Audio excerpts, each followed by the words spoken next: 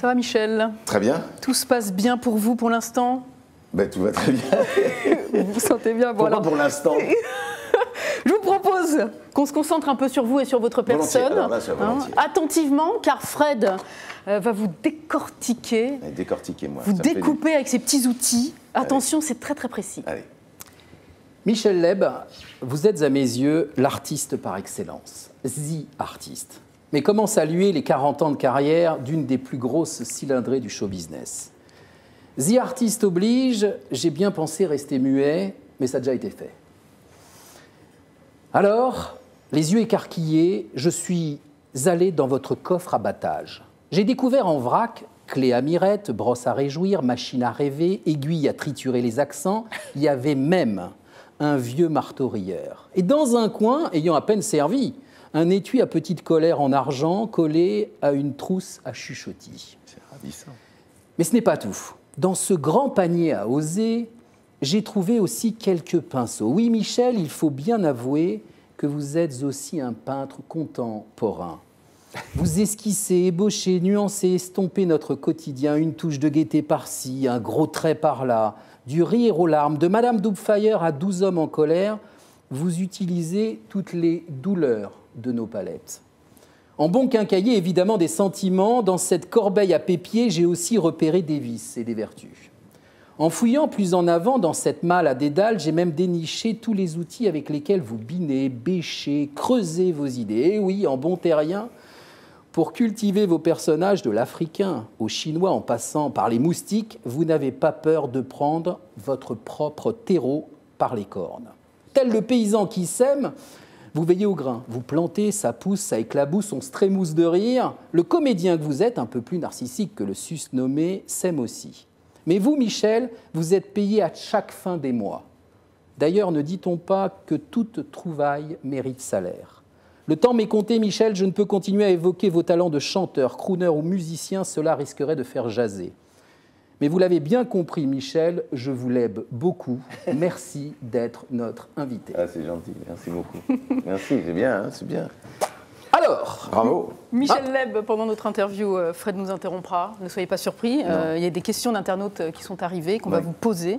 Et il n'hésitera pas. Une question, une réponse courte, comme Oui, ça on peut avoir plein Fred. de questions des internautes. Réponse courte. Réponse courte, autant que faire se peut. Je vous laisse. Michel Leb, cette fois encore, vous êtes en pleine promotion pour votre actualité, le spectacle, le livre. Et vous êtes, encore une fois, la cible de critiques. On vous accuse, certains vous accusent que vos sketchs sont parfois racistes, celui de l'Africain en particulier. Qu'est-ce que suscitent ces réactions chez vous? Bah, c'est ridicule, quoi. Ça n'a pas de sens, parce que à l'époque, quand on faisait des sketchs dans les années 80, quand on faisait des imitations, je faisais des imitations, on était invité dans toutes les émissions, pratiquement dans toutes les émissions. On n'était pas raciste du tout. Tout d'un coup, je suis devenu raciste du jour au lendemain. Je comprends pas. Je comprends pas, parce que autant les sketchs que je faisais à l'époque pouvaient être un peu excessifs, un petit peu avec des vannes un peu nulles. Bon, ça, je suis d'accord, c'était complètement. Enfin, c'était dans l'esprit du temps. Bon, aujourd'hui, il est évident que si je reprends l'Africain dans mon spectacle, je raconte plutôt l'Africain tel qu'il existe, c'est-à-dire en partant de la musique africaine, de la musique africaine jusqu'au jazz. C'est exactement ce dessin-là que je fais. Et les personnages qui sont des imitations d'accent, qui sont des personnages qu'on imite, quoi. Quand vous imitez François Hollande, quand vous imitez un accent belge, suisse, je sais pas, chinois, on peut aussi faire l'accent africain. Ce qui serait pas bien, c'est de ne pas le faire. C'est-à-dire qu'à l'instant, ce serait une ségrégation dans l'autre sens. Donc pour moi, c'est une aberration totale. C'est un mot que je ne comprends pas, le racisme. Pourquoi vous persistez à les jouer, vu les critiques, et pourquoi vous continuez à vous défendre? Ben non, parce que vous me posez la question. Je réponds parce que vous me posez la question. Mais je continue à le faire parce que c'est quelque chose qui fait partie de ce que j'ai fait toujours. Justement, les 40 ans de carrière que je fais là, bien sûr, c'est un anniversaire. Donc, dans cet anniversaire, j'ai essayé de trouver quelque chose, enfin un spectacle qui corresponde à la fois aux envies du public et à ce que moi j'aime faire. Oui. Donc, c'est pour ça que c'est un spectacle total, c'est-à-dire où il y a à la fois de la musique, il y a à la fois des imitations, il y a des sketchs, des parodies, des pastiches, des hommages, etc. Donc, je veux dire, c'est quelque chose de très complexe. C'est un mot qui n'existe plus, le musical, et c'est un mot qui permet de tout faire, c'est-à-dire d'être libre. Voilà. Et cette liberté-là, c'est-à-dire chanter, danser, imiter, tout ce que je viens de vous dire, et d'être heureux sur scène et de trouver justement un équilibre entre ce qu'aime le public et ce que moi j'ai envie de faire. Voilà. Et je ne vais pas me priver de certaines choses que j'aime faire et qui ne sont absolument pas. Alors jamais, je tiens à le préciser maintenant, parce que c'est une réponse un petit peu longue, mais c'est vrai, il n'y a pas l'once d'une incitation à la haine, et il n'y a aucun propos malveillant. Un point, c'est tout. Jamais, jamais, jamais. Ben comme ça, c'est dit. Il y a une question qui vient de tomber de Alain. Michel, avec quel humoriste aimeriez-vous travailler? Avec Gad Elmaleh, beaucoup. Parce que c'est quelqu'un qui est complet et qui aime faire beaucoup de choses. Gad Elmaleh. Parfait, merci. Un choix excellent. Vous avez dit tout à l'heure qu'il avait énormément de talent. Énormément. Et c'est vrai. Michel Leb, ce qui ressort de votre livre, en tout cas, c'est votre formidable enthousiasme à vous investir dans ce qui vous tient à cœur. Le jazz, bien sûr, vos idoles, mais aussi New York, l'Italie, votre femme à qui vous rendez hommage, vos enfants, vos engagements auprès d'associations et puis évidemment votre investissement dans la restauration de cette chapelle magnifique du village d'Opède dans le Vaucluse. Grâce à vous, et vous le dites dans votre livre, des miracles s'y produisent. Racontez-nous. Ah, vous voulez que je vous raconte les miracles qui se produisent dans cette chapelle à Opède-le-Vieux? Depuis que vous l'avez restaurée, c'est incroyable. Écoutez, un de mes amis, oui, et je suis encore en train de la restaurer, c'est pas terminé. Un de mes amis était brouillé avec sa mère, il a fait une petite prière, il est ressorti, sa mère l'a appelé dans l'instant, ça faisait 2 ans qu'il ne l'avait pas vu. Une autre personne était en dialyse d'un rein, attendait un rein, il est entré dans la chapelle faire une petite prière, clac, il est ressorti, le CHU de Lyon l'a rappelé, il a été obligé de retourner à Lyon vite fait pour que l'opération ait lieu. Et tout s'est très bien passé. Un troisième était cassé en 2 à cause d'un problème de lumbago. Je l'ai emmené à la chapelle parce qu'il faut monter. Ça fait 5 minutes. Il est ressorti droit comme un i. Enfin voilà, bref, c'est une chapelle miraculeuse. Je suis persuadé que tout ça. Mais je vous assure, moi je crois à ça. Donc voilà, c'est comme ça. Bah, magnifique. Dans ce livre, vous confiez votre angoisse de la mort. Vous en parlez beaucoup. Et curieusement, vous n'avez pas. C'est un livre comme un abécédaire. Hein, c'est le dictionnaire de ma vie. Oui. Donc chaque lettre correspond à un mot que vous avez choisi. Et curieusement, pour ce qui concerne la mort, ce n'est pas sous la lettre M comme mort que vous l'avez classé, mais sous la lettre F comme fin. Pourquoi vous tournez autour du pot? Oui, parce qu'en fait, on évite les réalités. La réalité, elle est là et il faut l'accepter. Vous voyez, dans une demi-heure d'ici, je vais me faire arracher une dent de sagesse. À mon âge, une dent de sagesse. On va m'enlever un peu de sagesse. La sagesse, on pense qu'elle vient avec l'âge. Pas du tout. Pas du tout. Plus on avance dans le temps, plus on est conscient de la fin, quoi, de la finitude des choses. Et l'histoire, elle va mal finir, on le sait. Bon, c'est pas juste. Ça me révolte, ça me rend fou. Tellement on aime la vie, tellement on aime les gens, tellement on aime être heureux. On aime partager avec le public, donc même avec les gens en général, aussi bien dans la rue que n'importe où. Donc pour moi, il n'y a pas de différence. Le fait que ça va s'arrêter un jour, c'est intolérable, quoi. Il faut l'accepter. Alors c'est très difficile. Arriver à cette sagesse-là, moi je sais pas, j'y arrive pas. Voilà, j'y arrive pas. Et vous y pensez tout le temps. Et moi, je pense que, et je suis un peu comme d'Ormesson, enfin, je suis surtout, moi, j'ai une admiration formidable, mais quand je lis d'Ormesson, je suis d'accord avec ce qu'il dit. C'est-à-dire que je crois pas, je sais pas, je suis agnostique, j'ai l'espoir. Voilà, je suis comme ça, j'ai l'espoir qu'il y a quelque chose. Voilà, après. Vous avouez même que, comme Mitterrand, vous croyez aux forces de l'esprit. Qu'est-ce que ça signifie chez vous? Je crois qu'il y a une chose qui disparaîtra jamais, c'est la pensée. C'est une chose qui est éternelle. Ça va de... Mes parents m'ont transmis un patrimoine génétique, mais intellectuel, affectif, culturel, que je vais transmettre à mes enfants. Ça ne disparaît pas. L'esprit est là et se prolonge et va d'être en être jusqu'à je ne sais pas quand. Mais en espérant toutefois que l'intelligence artificielle ne va pas nous squeezer complètement et qu'elle ne devienne pas consciente d'elle-même, parce que alors là, on est mort. C'est cette croyance qui vous a permis de surmonter l'épisode de votre vie dont vous dites qu'il a été le plus violent, c'est-à-dire le décès de votre mère. C'était un choc, évidemment, parce que c'était brutal. Je ne m'y attendais pas du tout. Et j'avais passé une soirée la veille avec elle où j'étais un peu désagréable pour plein de raisons. On n'est pas toujours en forme. Et je l'avais un peu envoyé bouler. Je lui ai dit, écoute, arrête, tu me fatigues. Elle m'a dit, mais ne me parle pas comme ça parce que je ne suis pas éternelle. Je ne suis pas éternelle. Et le lendemain matin, à 6 h, elle n'était plus là. Donc, ça vous bouleverse profondément. Et sa disparition a déclenché chez moi quelque chose d'assez incroyable, c'est que je suis devenu claustro et je suis devenu hypochondriaque. Voilà.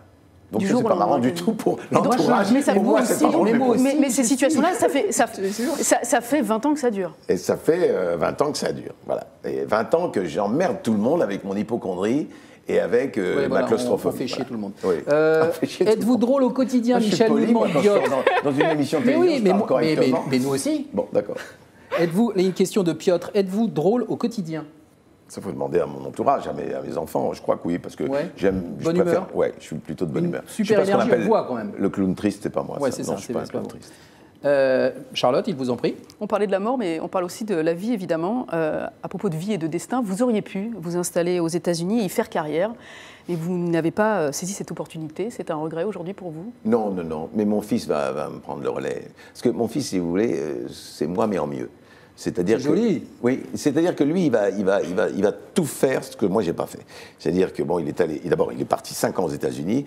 Je parle de mon fils, petite parenthèse, parce que bien sûr. Quand on est amoureux de quelqu'un, on est obligé de le dire. Hein. Donc je suis amoureux de mon fils et de mes enfants d'ailleurs. Mais enfin lui, parce que c'est lui, il fait des choses sur scène formidables. Il est drôle, il est machin, il fait plein de trucs, il chante très bien, il joue la comédie. Bon bref. Donc lui, il est parti 5 ans à New York. Moi, j'aurais dû faire ça. Je l'ai pas fait. Pourquoi vous l'avez pas fait? Mais parce que je me suis déballonné. J'avais mes amis, mes enfants, mes amis, ma famille. J'avais pas envie de partir. Je me suis dit, si je pars là-bas, c'est foutu. J'ai tout ici. Je vais pas. C'est compliqué. Hein, il faut y rester. Mais par rapport à l'amour que vous portez à ce pays, aux musicals en particulier, on est étonné de savoir que vous n'avez pas de regrets par rapport à ce choix de vie. Non, non, j'ai pas de regrets parce que j'ai une chance inouïe de faire ici tout ce que j'aime faire. C'est-à-dire, j'aime chanter. Je peux chanter avec l'orchestre de Count Basie. Je peux aller faire du jazz. Je peux aller m'occuper du festival de jazz de Nice pendant plusieurs années. Je peux aller tourner un film. Je peux faire du téléfilm. Je m'éclate. Je fais de la scène aussi bien que vous avez cité 12 hommes en colère. Je suis heureux ici. Je suis heureux. C'est un pays que j'adore. Donc, je dois dire, je ne vais pas aller aux États-Unis. Puis surtout pas maintenant. Là, surtout pas maintenant. Mais voilà, donc c'est ça. Une petite question, je vais retrouver ma place. Michel, est-ce que vos inspirations sont-elles quotidiennes? Est-ce que vous avez des images qui vous permettent de dire ça fera un bon sketch, ça fera... Oui, bien sûr, mais des gens, vous savez, on puise tous, hein, les auteurs, les gens qui font de la scène, ou même les acteurs en général, puisent leur inspiration chez les autres, leur comportement, leur manière d'être, leur manière de penser. Et c'est vrai qu'il y a toute la journée, partout autour de nous, matière à faire des sketchs, à faire des gags, etc. Mais bon, là, pour le moment, mon spectacle, il est écrit. Oui. Il y a 2 heures de show. Et c'est un vrai show, quoi, avec projection, avec un orchestre. Donc vraiment, c'est un vrai spectacle, quoi. Un internaute veut vous poser une question. Un internaute. Michel, arrête de parler. Mais Michel, stop. Il y a un moment, il faut dire. À un moment donné, il faut dire stop. Non, mais vous allez pouvoir répondre à quelqu'un d'autre. À quelqu'un d'autre. C'est Maxime qui est en ligne. Bonjour, Maxime. Oui, bonjour à tous. Bonjour, Michel. Eh bien, voilà, vous avez Michel que pour vous. Vous pouvez lui poser une question. Ah, eh ben, en parlant justement d'inspiration et des États-Unis, je voulais avoir son avis, lui qui a été un modèle pour la génération de Gad et d'autres. Vous savez, il y a quelques jours, il y a un petit scandale qui a éclaté sur, par exemple, Thomas Sisley et d'autres qui, en fait, s'inspiraient largement, pour ne pas dire copiaient, en fait, les sketchs d'humoristes américains. Est-ce qu'à votre époque, quand vous avez commencé dans le spectacle, cette pratique existait déjà? Qu'est-ce que vous en pensez? Bah, écoutez, quand on prend 2-3 petites choses comme ça d'1 minute, 2 minutes et qu'on paye des droits, c'est normal, c'est pas du tout un problème à partir du moment où vous respectez les choses. Les hommages qu'on peut rendre, par exemple, moi je dis, quand je fais La Machine à écrire, je dis bien que c'est Jerry Lewis. Quand j'ai dirigé le Philharmonique, c'était un hommage à Danny Kaye. Même il y a un sketch qui s'appelle La Ponctuation que j'ai utilisé, qui est point et virgule, qui est un sketch, qui est quelque chose qui est un truc, un système de bruitage que moi je faisais des bruitages à l'époque beaucoup puisque je faisais Bégon vert, Bégon jaune et je trouvais le sketch amusant. J'en ai fait autre chose, on a fait une adaptation, etc. Oui, mais il faut naturellement. Moi je sais pas, je connais pas du tout Thomas Sisley. Enfin je l'ai pas vu, je sais pas ce que c'est, mais c'est vrai que on est tous plus ou moins influencés ou inspirés par des prédécesseurs, par des artistes précédents. Ça se passe comme ça quand je vous parlais de transmission, c'est ça en fait. Bon, voilà, c'est tout ce que je peux vous dire. Maxime, voilà la réponse. C'était la réponse de Michel Leb. Merci beaucoup de votre fidélité. À très bientôt, Maxime. Merci, Maxime. À bientôt. Voilà, Michel, l'interview et son moment est terminé. Bah oui, on va passer à la seconde partie de l'émission, plein bord. Alors là, oui. Mais oui, mais juste avant. Un petit extrait. Un extrait de la bande-annonce de votre spectacle. D'accord.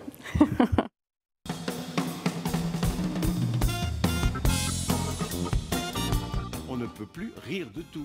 Mais alors si on ne peut plus rire de tout, chers amis, franchement, de quoi est-ce qu'on va rire? Le sexe et le pouvoir, ça c'est drôle. Hein, le coup du scooter et du casque, ça c'est drôle. Comme il faut tout l'envers, elle aurait pu mettre le scooter sur la tête et s'asseoir dans le casque. Il y a du swing. m'en dirais pas, hein.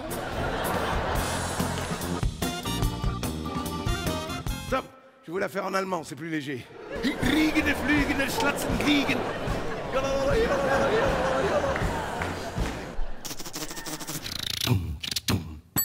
Do you like jazz music? Oh shit. Hey, oh, hey, oh, hey, yeah.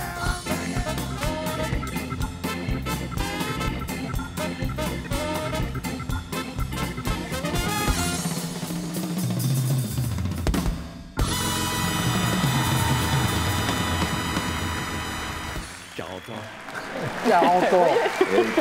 40 ans. 40 ans. 40 ans. Fité. Fité.